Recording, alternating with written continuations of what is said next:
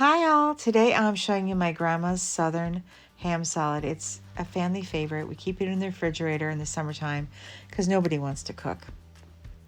Ingredients you'll need.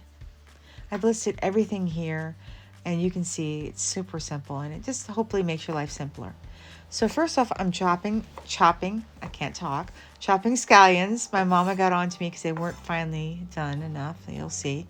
And now I'm just gonna finely chop 2 tablespoons of parsley because it has to be fine, according to my mama, or I'll get in trouble. And then after that, I'm gonna move on to doing, my cat is walking on me, sorry. That's why I'm out of breath. She keeps stepping on my belly. We're going to coarsely chop 1 cup of fully cooked smoked ham. Kitty, why are you being so needy? And this just takes a moment. You don't want to do it any finer than coarsely because I usually put it in the mixer just to mix everything together. Just easier. It fully incorporates all the ingredients. That's how I do it. So I just do it about this and that's perfect. And then next, I'm going to take half a cup of room temperature cream cheese. You want to make sure it's room temperature or it's never going to mix together everything. And it's such a simple dish. We're going to whip it on high for just a moment. You'll see, it didn't take that long. And now I'm going to add 1 tablespoon of stone ground mustard. And then I'm going to add 1 tablespoon of whole grain mustard, where the little beads of mustard, you have them, the whole still. And I'm going to mix on high, just for a moment. You'll see, that's it, that's all I do.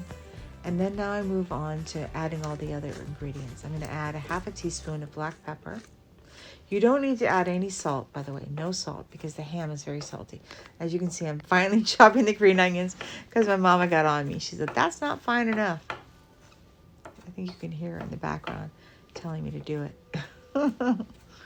And then once I've done that, I'm going to start adding everything into the mixer. Just put it all in there.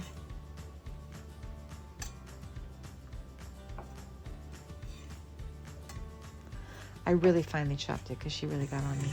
And then I mix everything together on high.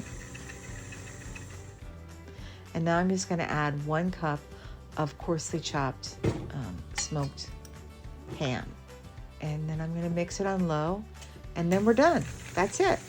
Put it in a storage container and keep it in the refrigerator and serve with crackers or on bread, however you want. And this is how it looks. Absolutely delicious. It has a really addictive flavor. It's not too salty. It's just right. I guarantee you everyone will love it. To help our channel grow, we're asking everybody to please like, subscribe, and comment. If you're enjoying our content, and we really hope that you are, please consider becoming a subscriber. It doesn't cost you anything, but it does help us out tremendously. We also ask that you can please watch the video from beginning to end. This also helps out. It's all because of how the YouTube algorithm works. Otherwise, we stay hidden. All these things are necessary for growth on YouTube, and we'd love to grow. They want you to like, subscribe, and comment, and of course, watch the entire video. That's just how they roll. All right. Thank you all for your help, and we'll see you soon. We post new videos 2 times a week on Tuesdays and Thursdays at 3 p.m. Eastern Standard Time. If you're not already a subscriber, please consider becoming one. It doesn't cost you anything, but it does help us out tremendously. Also, please don't forget to hit the notification bell so you never miss one of our videos. We wanted to profoundly thank everyone you all, for watching. We're very grateful to all of our new and old subscribers for supporting us and helping us grow. We're so grateful. Thank you.